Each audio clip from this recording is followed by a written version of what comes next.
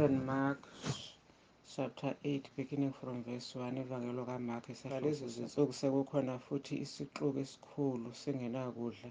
Wabiza abafundi bakhe wathi kubo, ngiyasihawukela isixuku, ngokuba sekuyizinsuku ezintathu sihlezi kimi singenanto yokudla.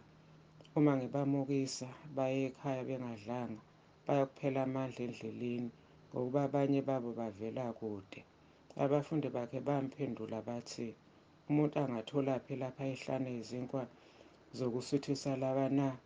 Wababuza wathi, ninezinkwa ezingaki na? Bathi, eziyisikhombisa.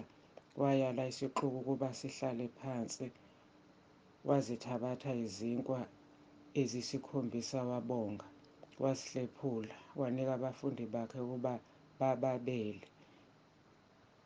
Basabela isixuku. Babe nezinhlanzana ezingcosana futhi, esezibusisile wathi abababele nazo. Badla basutha, babutha imvuthuluka eseleyo, amaqoma ayisikhombisa.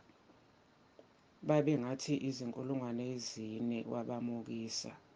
Wayesengena masinyane emkhunjini kanye nabafundi bakhe, weza ezweni laseDalmanutha.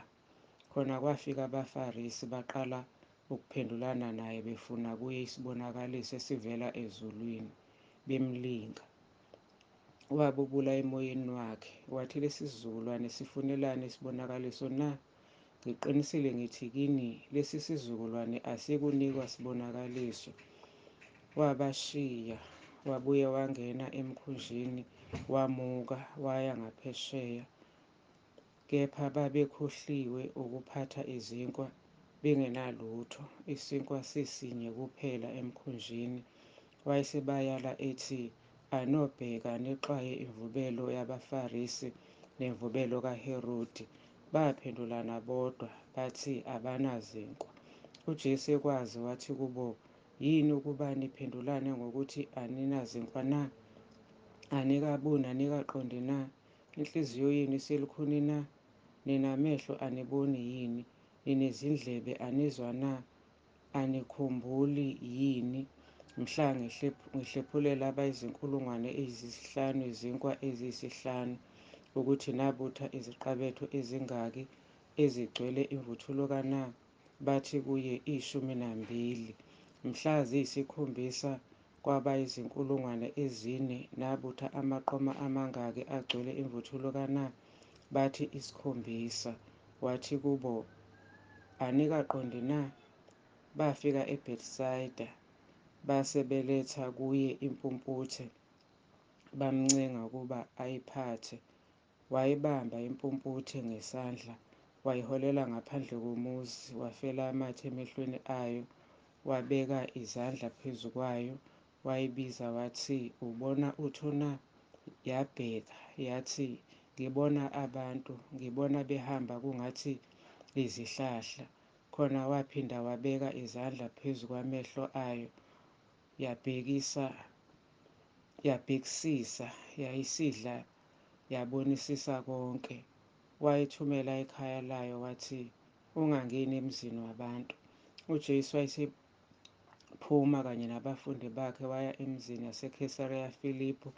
Besesendleleni wababuza abafundi bakhe, wathi kubo, abantu bathi ngingubani na? Bamtshela bathi, uJohane uMbhaphathizi, abanye bathi ngu-Eliya, abanye bathi ngomunye wabaprofethi. Wayesebabuza ethi, nina-ke nithi ngingubani na? UPetro waphendula wathi kuye, wena unguKristu. Wabayalisisa ukuba bangatsheli muntu ngaye. Khona waqala ukubafundisa ukuthi indodana yomuntu imelwe ukuhlupheka ngokuningi, ilahlwe ngamalunga nabapristi abakhulu nababhali, ibulawe, ivuse emva kwezinsuku ezintathu.